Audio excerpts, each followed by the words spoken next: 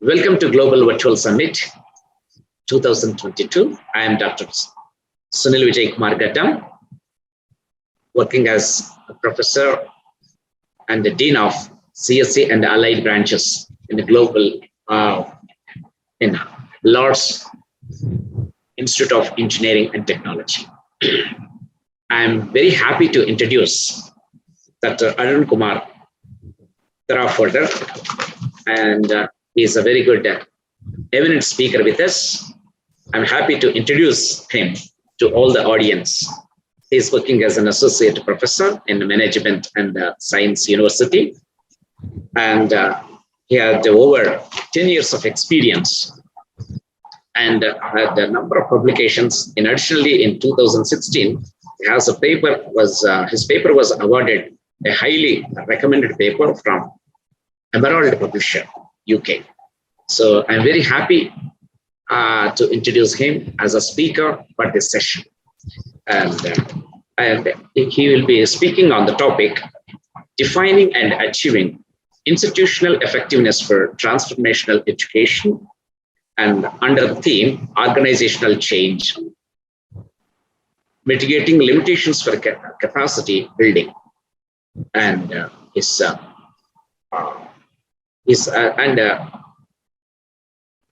main topic is gaining competitive advantages through institutional transformation in the area of IR 4.0. We welcome you, sir, for this summit, and we are eagerly waiting for you to hear from you. I'm handing over the session to Professor Arun Kumar Tarafolder. Thank you, sir. Please take over the session.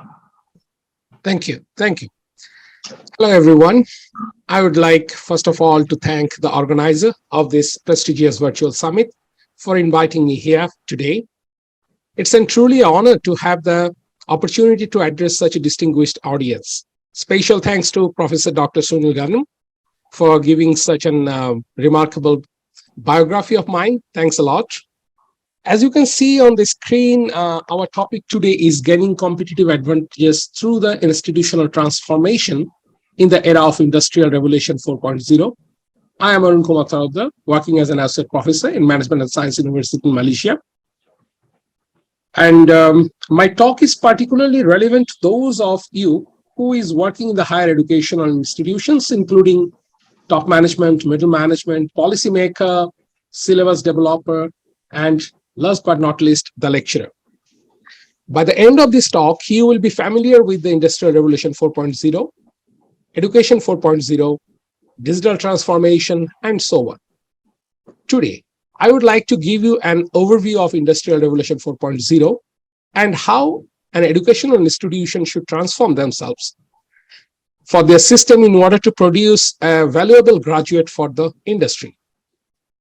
In my presentation, I will focus on four major topics, which is Industrial 4.0, Industrial Revolution 4.0, digital transformations, and also I'll be talking about how a university should transform their component in order to deliver a competitive service to their clients.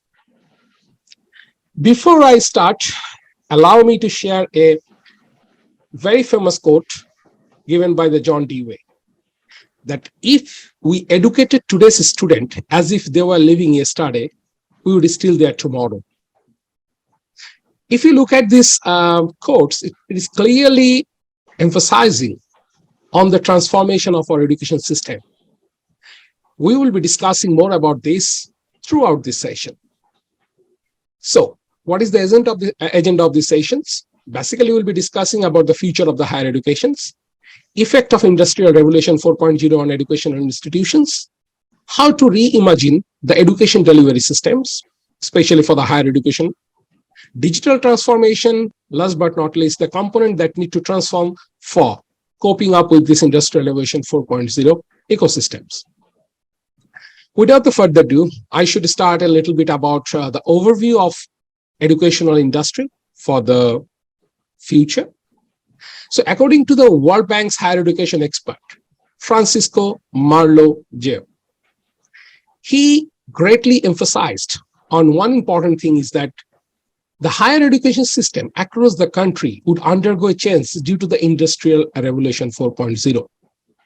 So in this statement, it is clear to us that regardless it is good or bad, we have to embrace the impact of Industrial Revolution 4.0. So today's session, I will try my best to explain within this 2-hour session that how actually we can cope up with this revolutionary industrial things, that what is actually around us, and as well as we'll be learning or we'll be discussing about some important issues, that how a teacher should develop their content, how you can expect your student to react on these things, as well as the policymaker, especially for those who develop the curriculum. So before we go to the Industrial Revolution 4.0, I just give you a little bit overview of the technologies that are adopted by this company by 2022. Despite a fatal effect of this coronavirus, still most of the companies around the world have been adopting lots of different technologies in their business process systems, including users and entity big data analytics, apps and web-enabled market. You can look at 85% companies are greatly adopting the big data analytics, Internet of Things, machine learning, cloud computing, and I'm sure about it that most of our audience have come across with this, and daily to daily basis you have been using it since last 2-3 years. For example, Netflix, Amazon Prime become an integral part of our television. So that is called cloud computing, which is becoming an integral part of us. In fact, you have been using a smartphone for a long time, where actually you can connect everything at your house. So definitely, there is no doubt that these are the technologies will be dominating in near future. So if you look at, in order to cope up with all these technologies, nowadays the industry required a different set of skills for the students, which is very important for our universities to understand and embedded these skills in their educational system. So instead of talking about the 2018s, better be focusing in first on declining skills in 2022, because this is the present. If you look at most of this management or personal work, most of this technology installment and maintenance work, management of the financial or material resources, all these skills are no longer required by most of the organizations. Instead, they focused on more toward the analytical skills, innovation, creative thinking, originality of your work, technology designing and programming, critical thinking analysis, complex problem solving, leadership and social influence, emotional intelligence. So these are few important skills that industry is looking for, especially when they hire the new generation's employees. Moreover, they summarize the top 10 skills required by the industry in the current era, especially because of this Industrial Revolution 4.0. So what are those skills that actually you should embed it to their to your students as well as in your course curriculum? So definitely there should have a complex problem solving situations. Critical thinking is another important aspect of your education. Creativity, not only in arts, but also when we develop a robots or any kind of technologies that you can imagine of, you should give some extent of the creativity in there. You must have skills of managing the people, coordinating with the others. In other words, it's called team building. Emotional intelligence, which is really, really important for the young generations who are fragile in terms of handling their emotions. So definitely emotional intelligence play a very important role. Skills as well, judgment and decision makings, because most of our students, especially inside the event class, we didn't give them the option to judge or take the decision making system. So therefore, it is very important for the education industries to embed this sort of techniques inside the classroom so that they're prepared for the next life, which is their job life. Then service orientation, which is very important to serve your clients. Negotiation skills, last but not least, the cognitive flexibility. So these are the 10 most important skills that most of the industries around the world are looking for from their new set of employees. So after knowing all these skills and the changes, definitely we need to know a little bit about what is Industrial Revolution 4.0 and why it is so buzzword around the world now, that Industrial Revolution 4.0. Actually, Industrial Revolution started long before 2022. It's not that it started from this just by inventing of computer or your internet. Rather, it started immediately after the Second World War.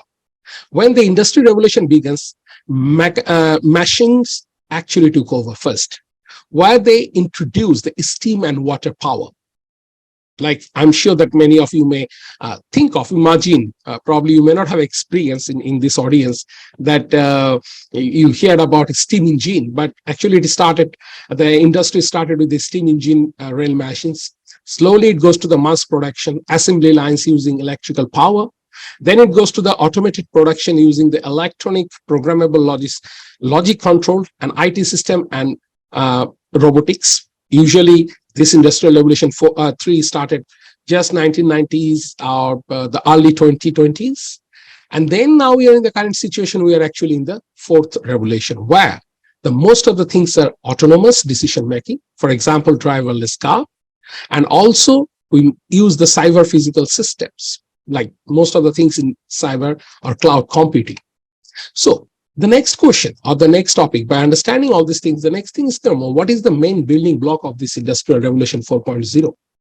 So usually there are 8 building blocks of this Industrial Revolution 4.0. In other words, these are the main technologies that gives a birth of the idea of Industrial Revolution 4.0.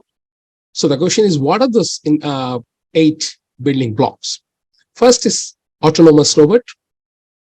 Autonomous robot mainly take the decision by themselves. We give the authority to those machines to take their decision on behalf of the human being. Simulation is a very, very integral part, especially for the engineers, medical educations. The simulation plays a very important role. Horizontal and vertical system integration, in other words, it's called collaboration with your competitor or your clients. Industrial Internet of Things. Definitely that every machines or each and every component in the business process is connected to the internet, including even customer relationship management. Cybersecurity plays also important role here, that how you can ensure the security there. Then additive manufacturing is another building blocks for the Industrial Revolution 4.0, where we talks about developing the products layer by layer by using the 3D printer. But among that, the 2 most important things that we should embed it in our education is called augmented reality. I will talk a little bit about the augmented reality, particularly for this topic, because augmented reality become a real reality for our future educations. Because most of the educational institution across the world, especially I can emphasize on the developed country like Japan, US, Germany, they start applying this augmented reality inside their classroom, by which the student learn better compared to the traditional system. And the last building block is nothing but the big data analytics, which already I explained that most of the industries are looking for it. So by understanding all these building blocks, we talks about that how the education technology expenditure increasing day by day. See, if you compare, there is a sharp increase in the education technology expenditure since 2018. Definitely there is a little break here because of this COVID, but still the educational institution doesn't stop investing in the educational technologies.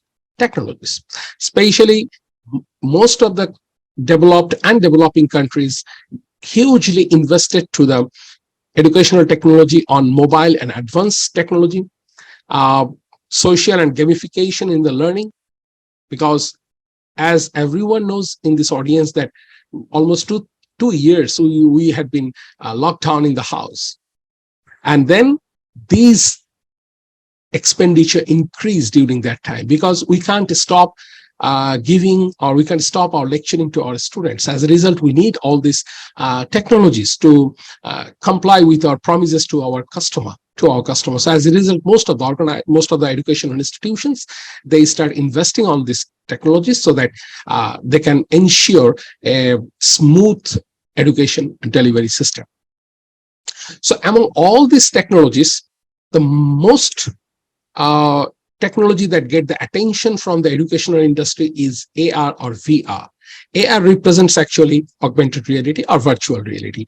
If you look at the prediction for 2025, there is a sharp increase from 1.8 billion to 12.6 billion.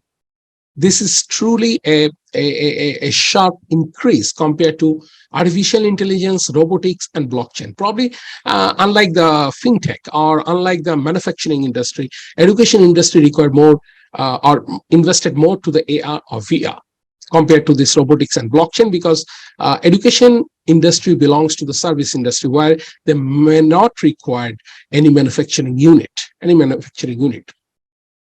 So definitely, I would like to give you a little brief about then what is the mission of the higher education in the era of Industrial Revolution 4.0. So usually we have the 5 missions across the world, that how the Industrial Revolution 4.0 affect, or what kind of motto they have to transform the education system. Number 1, success in life, not in the exam. If you look at our traditional education system, we greatly emphasize on the exam, whereas the Industrial Revolutions makes us to understand that just only passing in the exam doesn't make an effective employee for the industry. So as a result, the motto is for success in life, not in the exam.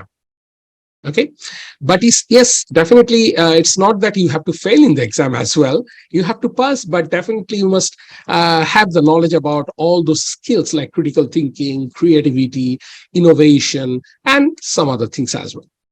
Second mission of the higher education in the era of IR 4.0 is be a problem solver, not a maker.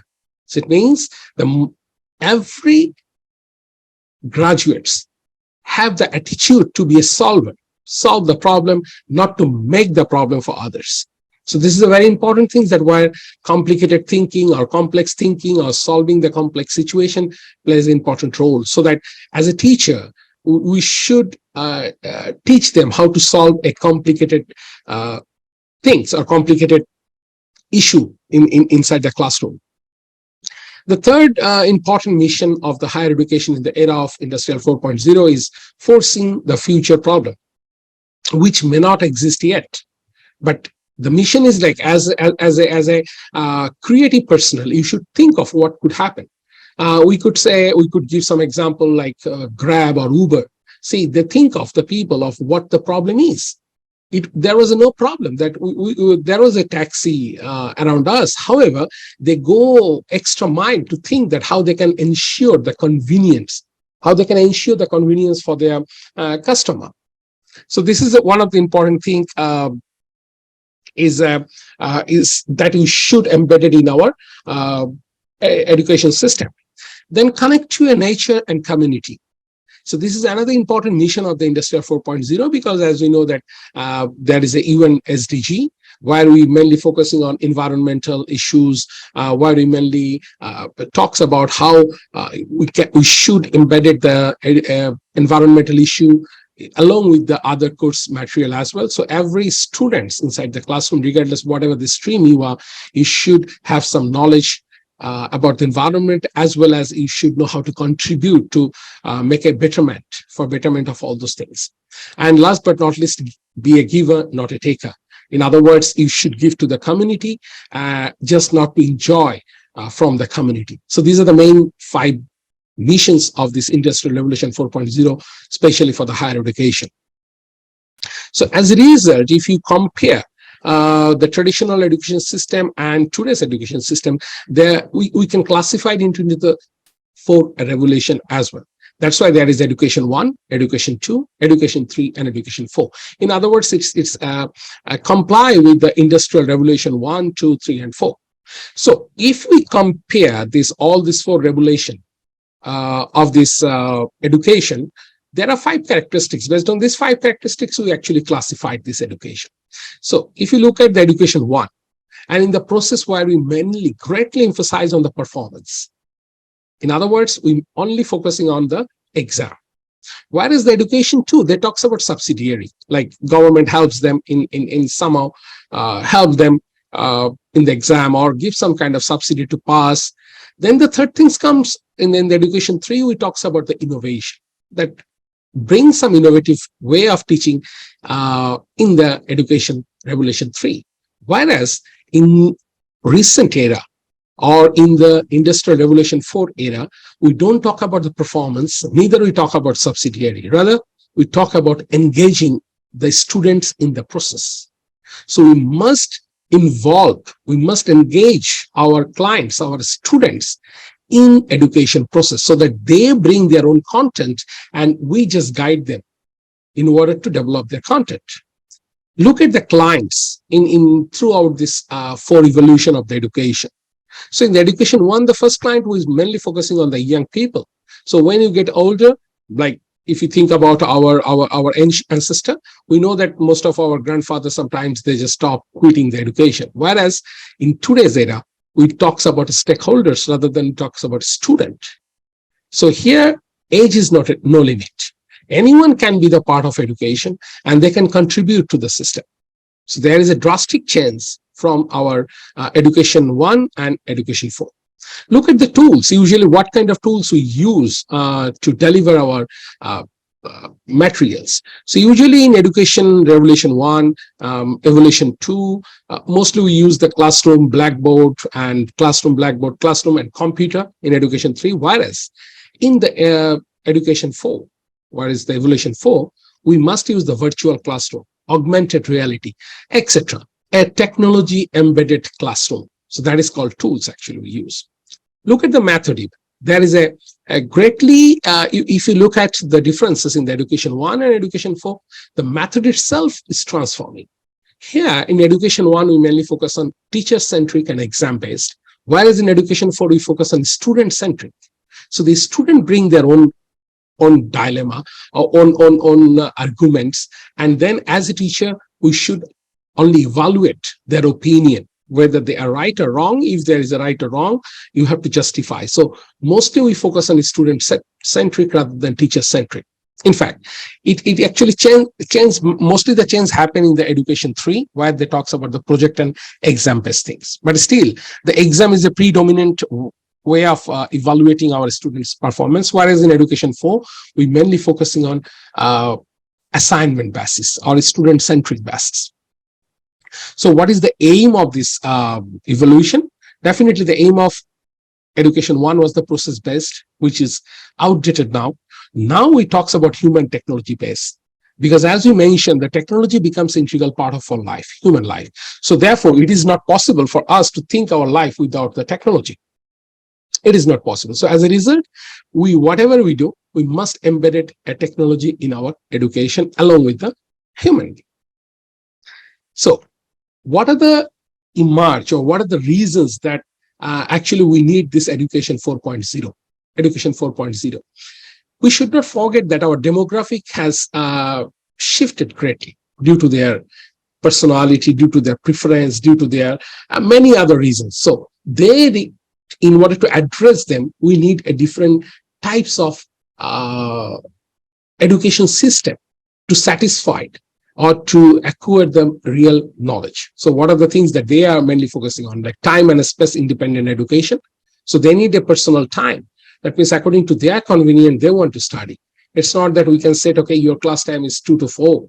Probably sometimes they may not have the attention inside the classroom. So they need their own space to learn. Personalized learning system. So they need some kind of personalized way to learn that thing. Learning flexibility. A very important things that become integral part of the education 4.0. Project-based learning. No more exam-based learning. Data interpretations, instead of just sit for the exam and giving the answer of the definition or just solve the math, is not a culture of this education 4.0. Rather, it should be a project-based learning. This could be the reason why we we have been hearing a lot of campus like Google Campus, Microsoft Campus. They don't talks about like this is an organization. Rather, they talks about a campus where people still learn, because see, this is called lifelong learning. Lifelong learning, based on each project they learn and they improve their knowledge. They're not a single exam, continuous improvement. See, this is another important aspects of the education 4.0, where the exam is not a only determinants for the performance of the students. Rather, there should be a continuous improvement, and there should be a curriculum with the student participation. That means what are the curriculum that you will be we have to develop.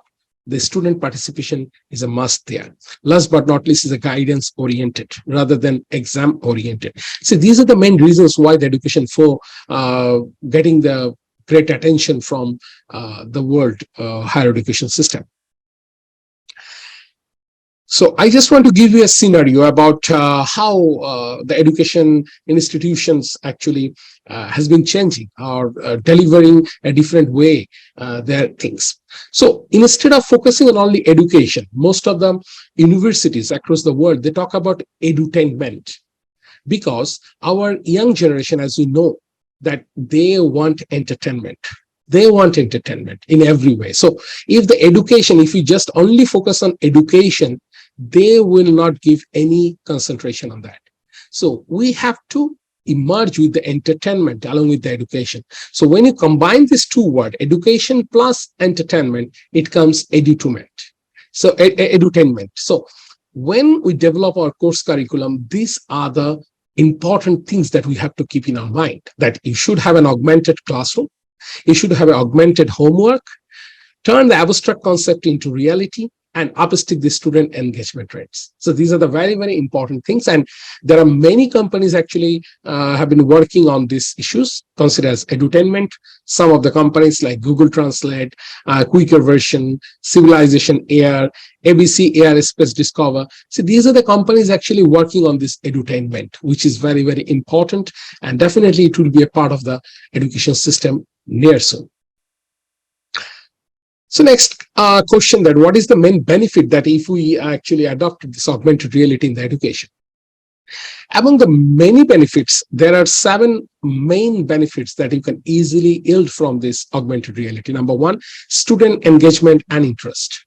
Definitely augmented reality helps to understand the student engagement, and they engage because it is student-centric rather than teacher-centric. The learning environment are much more personal. You customize it according to their individual needs. Content understanding are much more clear compared to the traditional classroom where we just use the whiteboard and chalk. So the content and content understanding by using the augmented reality gives a very comprehensive knowledge about the things that they learn. Collaboration as a team, collaboration with the other university, collaboration with the lecturer also is possible by using the augmented reality. The memory would helps, because as you know that the more sensor you use to understand the things, it's better for you. It's better for you. Then the sensory development, as I mentioned just now, that you can use the 5 senses by using the augmented reality. Last but not least, it's very, very cost effectiveness, because you don't have to develop on a regular basis. So as a result, by understanding the importance of the education 4.0 and the importance of augmented reality, it is clear that what is the purpose of most of the education institution invest a lot in this augmented reality. So before I go to the next topic, which is digital transformation, probably I could give you 10 minutes break. And if a moderator wants give some questions, I could give the answer. Thanks, Prof. Let's resume our session, my dear audience. Okay, so far actually I discussed about the importance of adopting all these technologies in our educational institutions. So let's discuss about now the transformation. So these are some of the example of augmented reality apps that you can apply for your educations, like Human Anatomy Atlas 2021. This actually helps the anatomy students, because currently most of the AR apps is meant for the science stream students, but the Z space also help actually for any content the lecturers can update over there. So definitely by using the artificial or augmented reality, it is the classroom, that the future classroom will be looking like this. So where the students will gain more knowledge in details by using this augmented reality. These are some example of what the augmented reality could do for our education system, and which would be the integral part of our education system in near future. So as a result, based on all those things, as an educator, we should reimagine that what could happen in future. This is very important things that we have to understand and we cannot ignore. So there are three questions that as an educator we should ask themselves: that how is our institution addressing the shift from remote teaching to the high quality learning experience? Instead of just teaching, we have to ensure the experiences that we give to our graduates. And how does our institution put learner at the center of the educational experience? Definitely, this is one of the important questions, that how we can actually be a student-centric education system. And how does our institution prepare the educator across the role for the quality digital blended and online teaching? So it's not only talks about student here, because in order to deliver all this content effectively, we must train our educators also, like lecturer and as well as the IT personnel, which is very important for education institutions, because it is a ecosystem where we should work collaboratively. So as a result, every education institution should think about digital transformation. So we have to transform our education by using this digital technology. So by definition, digital transformation is a series of deep and coordinated culture, workforce, and technology shifts that enable a new educational and operating models. So here they emphasize, by this definition, we emphasize the two most important things called new educational process as well as the operating model that helps us to transform digitally our educational institutions. So some of the example of digital transformation in the higher education includes, number one, using more digital channels and looks like websites, social media, chatbot, and email marketing. These are the technologies that we can actually enable for our clients, in other words, our students. Then collecting, connecting, and activating the data from across campus to inform the decisions. So in 24 hours, the student have the access to all those kind of materials by connecting through different channels, Also, we should think that how we can enable the student to complete the tasks, such as the class assignments, class registration, even how could they get their transcript after the exam. It should be a technology based, not that a physical base. So this is one of the way that we can actually transform our business process, and automating the cross-departmental workflow to complete the task faster and more accurately. So if you look at, when you talk about a digital transformation, we are not only focusing on content of the class. Rather, we talk about the 360 degree of the delivery process.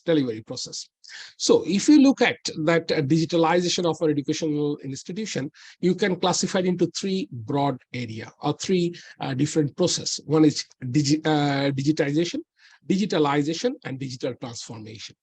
So there are the 5 steps are there. However, it classified broadly into 3 main process. One is digitization, where actually digitize the information, changing from the analog or physical to digital form, like whatever, even what I'm doing now itself, it is also considered as a digitized information, that I'm sharing my slides through online and across the world.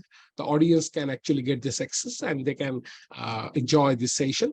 Then organize the information in such a way that it helps our clients to understand well, as well as they can participate here. Then in the digitalizations, there are two processes there. One is called automated the process as well as the streamlined process. So in the automated process, they talk about digitalization, that you can use digital technologies and information to transform the individual institutional operation. So that means your entire operation, your ecosystem, operational ecosystem should be digitalized, that you can develop your own system to start which actually helps the student doing the registration till the graduation. So it will be a complete automation process, then streamlined process as well. So by combining all this process into your business process, you can actually transform your education institution, which is called digital transformation. So digital transformation is nothing but a series of deep and coordinated culture, workforce, and technology that enables the technology. So it's not that you can jump from digital information and then you say that, okay, I already transformed my education institution digitally. It's not possible. You have to, embedded all these technologies, all this, you have to even upgrade your process, your business process as well, in order to ensure an autonomous process for the students. So if you look at some of the technologies that higher education institution actually capture and adopt in order to ensure that digital transformation, is called virtual learning. Most of us, we actually learn. In fact, our session is actually considered as a virtual learning. You can talk. School-wide apps. Many institutions, they have their own apps that where the students can generate the content, they can chat with their lecturer, they can upload their assignments, digital payments, tuition fee they can pay by using the digital method or digital currency, chatbots and online Q&A session, directly with their teammate or with the lecturer, digital procurement, and even in this organization, the entire procurement system you can actually use by these digital technologies. Online recruiting, that how you will recruit your students through the online. Last but not least is artificial as augmented reality or virtual reality. These are some of the examples of the digital transformation in higher education. Not necessarily that it is limited only with this. There are many other technologies also you can add, but these are the very popular one that we can consider. So now the question is, what is the benefit that an organization or a higher education may gain from this transformation? Because definitely transformation is not free of cost. So when any educational institution wants to transform digitally, they must invest a lump sum amount, or I could say a huge amount. So definitely you need to ensure that there is some benefits out of that investment. So definitely some of the benefit, number one, increase the visibility. Your recognition will be great. You may get more connection, and recognition also will be very, very high. And definitely then there is a consolidated resources. You can integrate all your departments within one umbrella, that you can connect it to each other and also can perform the work efficiently, reduce the bottleneck. What usually in traditional method it happens that there are lots of information, but we don't know which one we should finish first. So in order to minimize those bottlenecks problem, you should transform your official activities digitally. Improve the productivity and efficiency. As I just now mentioned, that one of the main catch point of the digital transformation is that you ensure the efficiency in your production. Support the citizen developer. In fact, it can help also for these graduates to become a creative graduates, that they understand that by using this technology, they can also start a business, or they can apply this technological knowledge in their real life system. Reduce the cost and save resources. Yes, it is true that at the initial stage of this transformation, you may require money, but once you transform, probably you can, in a long term, you will gain more benefit compared to the traditional system. Increase the security. Also, it is very important, because educational institution always comply with many many confidential documents, which is very important for the student's life. So it helps you, because if it is a digital, if you transform your business process digitally, it ensures your security, despite having some cyber security problem. That's definitely in every big, even the big company also has. But if you can use a proper software, or if you have a team that who works for the security, probably you can ensure that security as well. And then again, valuable insight about your clients. In fact, you can analyze your students individually. You can give attention to the student individually, which actually helps them to learn better and enhance the experience of our clients. Okay, they as I mentioned to you, like augmented reality, if any student experience the augmented reality for their education purposes, they learn better than the traditional method. And last but not least is stay competitive, which is one of our main objectives of this transformation, that how we can gain the competitive advantages. Definitely, when you become a pioneer of transforming your business process digitally, you may gain some competitive advantages as well compared to your competitors. Despite in educational industry, there is a less competition, because if you look at, if you consider the public institution, they may not have a marketing team, but whereas the private higher educations, they require a competitive advantages to bring more and more students. But yes, any initiatives is not a free from the challenges.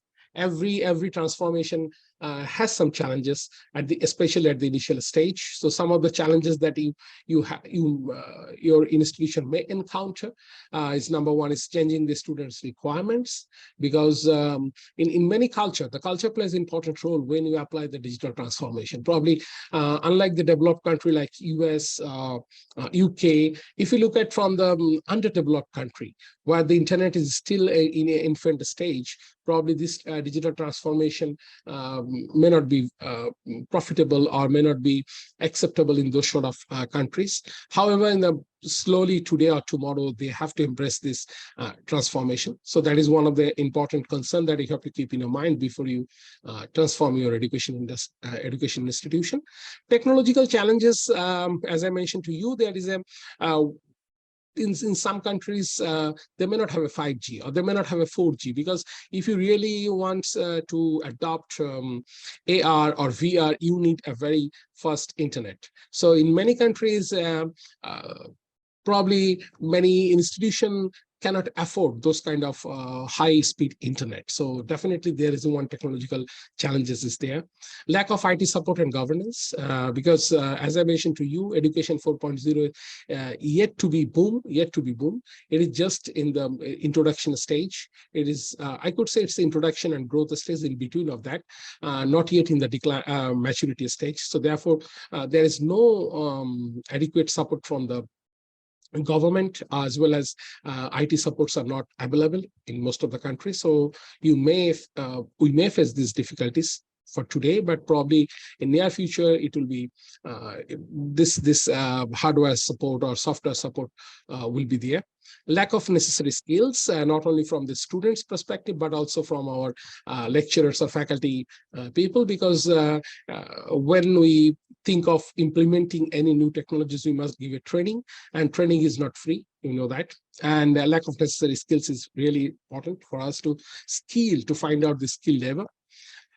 Then lack of top management support in most of the organizations. When you transform or when you implement some new technologies, we need a great support from our top management, because if the top management doesn't realize the benefit of this transformation, they may not encourage us to comply with those sort of transformation.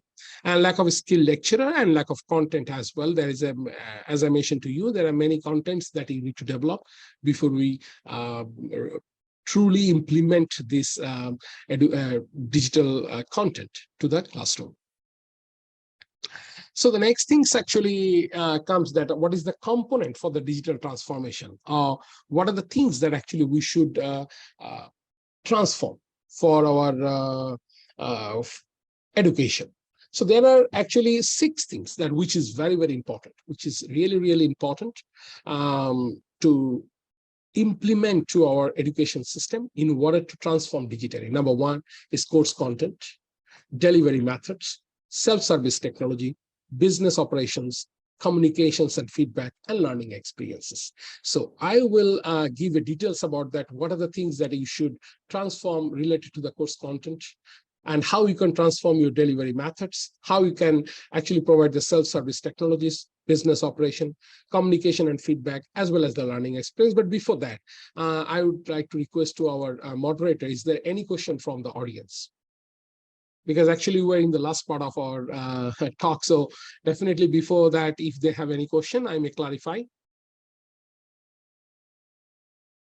Yes, Prof. Sir, Dr. Shunyam? please continue, sir. Please continue. Okay, thank you. So when you think about course content, that what are the things that we should actually change in this course content? Number one, when we develop any course content, including your class notes, including your assignments, you make sure that we have to incorporate the active learning there. Active learning is the student engagement. The student content should be there. It's not that it's a one-way avenue. There should be a two-way avenue. You must design your course content in such a way that where the students will contribute more compared to the lecturer. Then you must adopt a different media types. Different media. For example, you can provide the YouTube video. You can give some kind of a real-time engagement by using Pull Everywhere. I'm sure that these are the technologies that you may come across, and probably many of our audience have been using these technologies in their day-to-day activities. So you must use these different media there, where you can easily measure the student engagement in learning. Then try running a cohort-based course. It's very, very important, because cohort-based course means the student can design their pathway so that they can sit with their team members. They can work with their team members, and so that they can learn by engaging through the team. Then incorporate with the live session, like what actually we are doing just now. I mean, what we have been doing now. So this is actually a live session that where they can participate in seminar, they can participate in different kind of competitions. In fact, they can learn from different live session across the world. So when we develop our course, definitely we should include all those situation, all those scenario, and we should not only focus on the definitions or just the book. We should incorporate with other things. Use storytelling method of teaching. Definitely, this is another way, because we have to understand that people remember the story rather than the theory. So this is a very important thing that we have to embedded in our course content, which is called storyline method of teaching.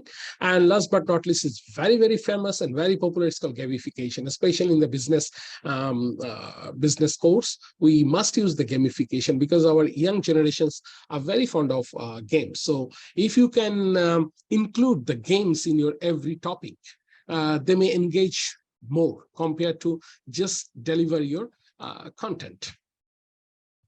So the second component that you have to transform is called delivery method. Delivery method mainly focusing on how you should deliver your content, how you should deliver your content. So basically, there are two environments exist currently. One is called physical environment, and one is called online environment. So in the physical environment, I'm talking about the face-to-face session, which is the physical classroom.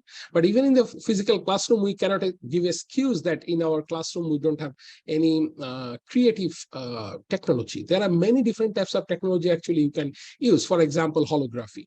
You can use the holography in your physical environment, from where the student learns more. Then interactive media inside the classroom, so that you can easily measure the engagement of the student. It will be easier for them to understand. It will be, it helps them, or it enables them to understand the content in a better way when they interact with their group member, when they interact with the expert people, when they interact with the industry people. So we must embed all these things in our course, in the delivery method as well. Besides that, in the online environment, we should use the apps, we should use the website, we should use the live chat or discussions room. So if you can observe from this, it is very clear that when we develop a delivery methods for our course, we must embed it with all those things. Otherwise, their learning will be incomplete. They may not learn what actually we aiming for. Then self-service technology. They hear the self-service technology mainly focusing on the students, that they actually get all these services by themselves.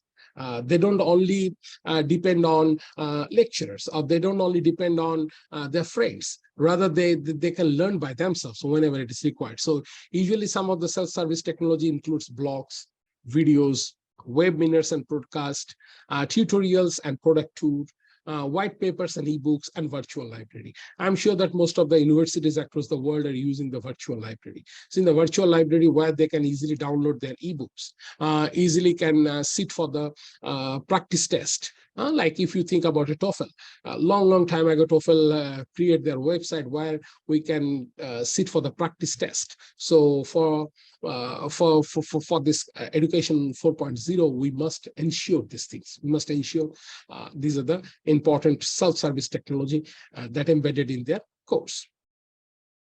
So as a result, when you think about of transforming the business process, the researcher mentioned about this diagram, which is really important to understand.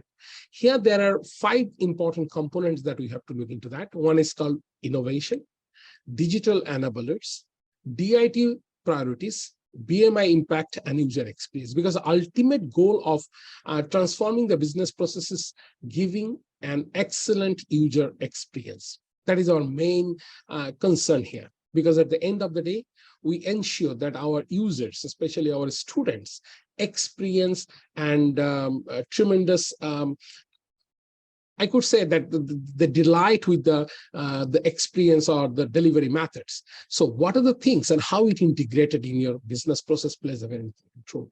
Usually, the most impactful innovations that you can apply for your educational institution is email, virtual campus, a smartphone, websites, social networks, and the apps. And I'm sure that most of the developing countries, universities, they adopted all these technologies in order to ensure or smooth services to their students.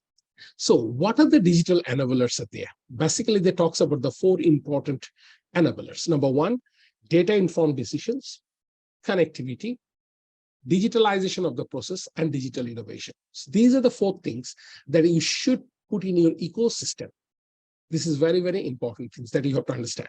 So if you look at the data-informed decision, they talks about the professionalization, computerization, all those databases that you have to develop for your students so that you can actually mine all the data about your students and you can analyze it.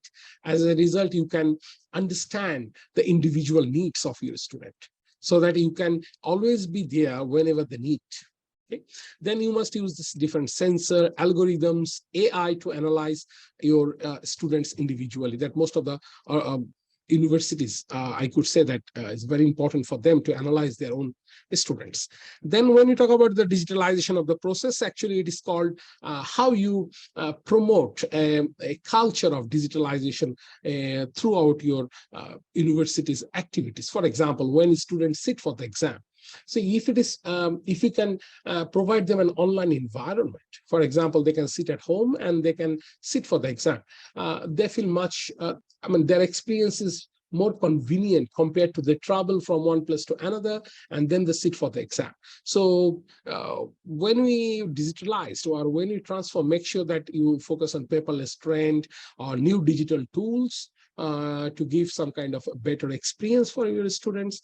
Process optimization, that in every, because you see, when a student enroll in any university, there requires lots of things to ensure. For example, it's starting from registration till for the register for the convocation. So in between, there are many activities. There are many activities, co-curriculum. In fact, for each student, you have to record a lot of information, their performance in every semester, they pass, they drop the subject, late registration. There are many activities usually a student involved in their 4 years or 2 years journey with the university. So as a result, if you look at the amount of data you need for every student is huge. So it is very important for us to enable this digital technologies to analyze all this data. So this is the reason they said that, like, you must have the reliable technology that can analyze all those data as well as can organize the data. Then you have to have a digital innovation, which just talks about a global impact and increasingly unambiguous technologies. Then virtualization, the teaching plan, digital signature, self-enrollment. Even they can enroll by themselves. They don't need to get a signature from the dean. So it is a little bit more decentralized the process by using this digital innovation. Where, for example, like if the student doesn't pay the tuition fee, probably their exam result will be blocked to view. So this kind of things is easy when you transform your digital process. And then the connectivity, definitely the connectivity plays an important role in the transformation, educational transformation, where you will be working collaboratively with the student or your partners. You will be sharing, you may share your information with your clients as well as your shareholder. Then you have to create a relationship with the customer. You have to give a feedback to the customer if they have any complaint or if they have any queries. You have to give them feedback immediately, as fast as possible, because time does matter in this current era. And later, there should not have any physical barriers. As I told you, like when there is a proper connectivity, probably the student may not travel from one place to another. Rather, they will be enjoying of being at their home and then learn from their home. So definitely it gives them a great experience. So it requires, when you transform your business processes, requires a lot of things to consider. A lot of expenses are there. However, in a long run, you will get only one thing, is nothing but a great, you can provide a great experience, which eventually give that institution a competitive edge over their competitors, as well as a higher satisfaction that you can ensure. Prof, can I take another 5 minutes break, if you don't mind?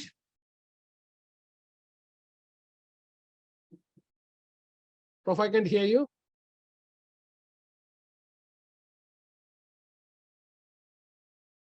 Can I take another 5 minutes break, Prof? Sir, please, let's continue, sir. Let's continue, please. Okay, so no problem. So I can finish earlier, as you say. Yeah, no problem, sir. Please. So take 5 minutes break or continue? Please continue, sir. Please continue. Okay. Okay, then the communication and the feedback, which is another important part, because I'm about to finish, sir. That's why I'm saying you. Okay. No problem. Please continue, sir. Okay, sure. So another thing that is very important to transfer is called communication and the feedback, where actually we talks about social media CRM model, which is really important. Social media CRM mainly focusing on how you can manage the relationship with your customer by using this social media. Usually in traditional method, we call actually CRM model, but now most of the universities, they use the social media, including Instagram, Twitter, Facebook, to manage the relationship with the customer. They promote their brand over there. They create a positive word of mouth to encourage and attract the new customer. So definitely this is a transformation. In fact, in many universities, they have a team, a special team called social media team. You have to update your activities continuously. They may have their website where you have to update your activities, your upcoming events in regular basis. You have to engage your potential customer in there. So this is the reason why communication and feedback plays another important role over there. So the last but not least, the point is called learning experience, because at the end of the day, what a student will gain from our universities is the experience. It's just nothing but the experience. So how you can give this sort of experience? So usually we talk about digital learning. since we talk about the digital transformation, we talk about the digital learning here. So in the digital learning, we talk about face-to-face. There are different ways that actually you give. There are three types. One is called face-to-face, one is called blended courses, and distance and online courses. So these are the three different methods usually now most of the university applied in order to attract the customer, their students. So face-to-face usually still talks about the traditional methods, and blended course, they talk about face-to-face as well as the online course. So you can have a two different method. Probably some courses should be online and some courses should be in a face-to-face manner. And the last but not least is called pure online courses. Pure online courses where the student doesn't require to attend any face-to-face class. They just sit for, we upload all the online materials, they learn from that materials and then sit for the exam. And definitely now most of the organizations, most of the educational institutions also focusing on courses for the working adults, those people who work, how you can give them a learning experience, because as we know that working adults are more matured and as well as they have more stress compared to the full-time students. So we have to design our course component that we can deliver everything through the online, and then we give them a better experience over there. So in the digital e-learning comes in a various form of the college campus. For example, like fixed e-learning versus adaptive e-learning. That is very important. Fixed e-learning basically talks about the traditional method where we talks about face-to-face class, whereas the adaptive e-learning is where the students learn by themselves.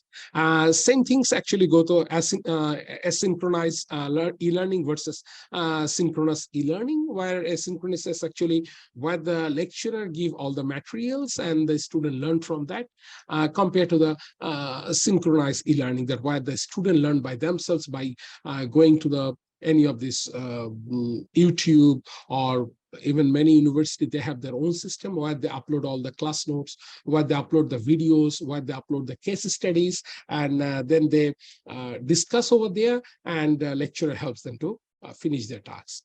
Then there is an interactive collaborative e-learning versus individual e-learning. So there is another way that we can provide our e-learning courses, which is interactive collaborating learning. That means, yes, they may not come to the face-to-face class. They can interact with the lecturers by using the technologies like Zoom, or they may even, they have a different apps to contact with the lecturers. They chat, they clarify their doubts, as well as they may not require any help from the lecturers. They just purely by themselves, they learn and sit for the exam. Then another way that actually we give the experience is called remote learning versus online learning. The remote actually talks about some kind of like, yeah, sometimes they will come in the face-to-face classes. It is much more toward like a blended session or blended learning compared to pure online, like purely you do the online. So these are the different types of e-learning that you can provide through the digital things. That's all from my session here. Actually, we learned that we can change many things. And we can provide a great experience to our students. So I encourage my audience to give any questions if they have.